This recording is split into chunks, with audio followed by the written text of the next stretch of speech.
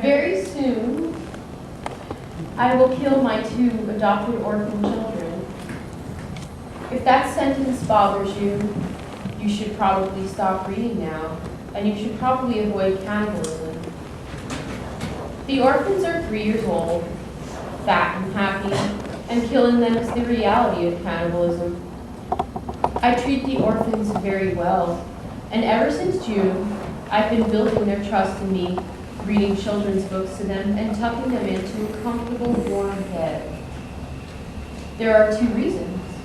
I truly love being with the orphans, and building their trust in me will make it that much easier to kill them swiftly, immediately. If I had no more foreknowledge of my death than these 2 orphans will have of theirs, I'd consider myself very lucky. Very soon, a farmer and his son will come to the farm to kill our 2 pigs. If that sentence bothers you, you should probably stop reading now. And you should probably also stop eating pork. The pigs weigh nearly 300 pounds apiece, and killing them is the reality of eating meat. I talk to the pigs whenever I'm in their pen, and ever since June, I've been slowly taming them, getting them used to being scratched. There are 2 reasons. I truly love being with the pigs, and taming them means it'll be much easier for the farmer and his son to kill them swiftly, immediately. If I had no more foreknowledge of my death than these 2 pigs will have of theirs, I consider myself very lucky. The questions people would probably ask after they called the police would make it sound as though I should be morally outraged at myself, as if it's impossible to build a relationship of trust with the orphans and still intend to kill them. If I belonged to a cannibal tribe that performs human sacrifices, one that has elaborate killing ceremonies for burnt offerings to the gods, I would get to celebrate the ritual in it all.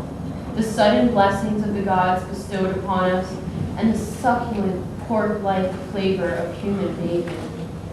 It's hard to act that out when it's just me in the backwoods, silenced by the solemnity of what I'm about to do. The questions people ask make it sound as though I should be morally outraged at myself, as if it's impossible to scratch the pigs behind the ears and still intend to kill them. If I belong to a more coherent, traditional rural community, one that comes together for pig butchering in the fall, I would get to celebrate the ritual in it all. The sudden abundance of well-fed pig represents.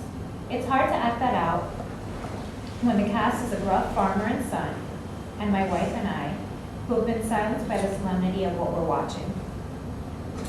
Because I do carry it out. That's part of the job.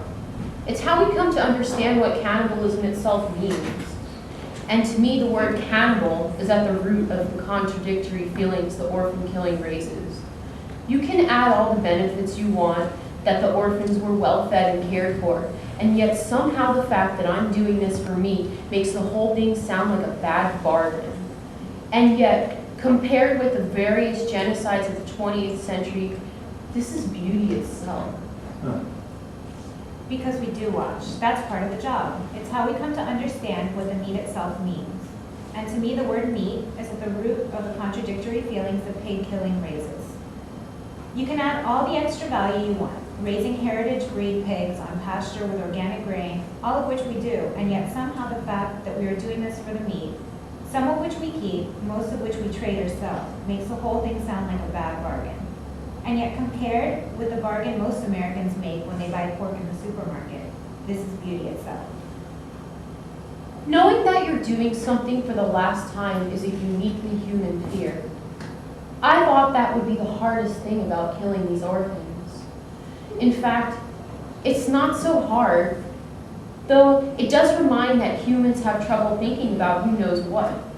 One day soon, I'll read the orphans a story, gently tuck them into bed, and say goodnight. They will have the pleasure and comfort of feeling safe and having a good night's sleep. It will be the last time. I know it, and they simply won't. Knowing that you're doing something for the last time is a uniquely human fear. I thought that would be the hardest thing about having pigs. In fact, it's not so hard, though it does remind me that humans have trouble thinking carefully about who knows what. One day soon, I'll step into the pen and give the pigs a thorough scratching. Behind the ears, between the eyes, down the spine. Their tails will straighten with pleasure. It will be the last time. I will know it, and they simply won't.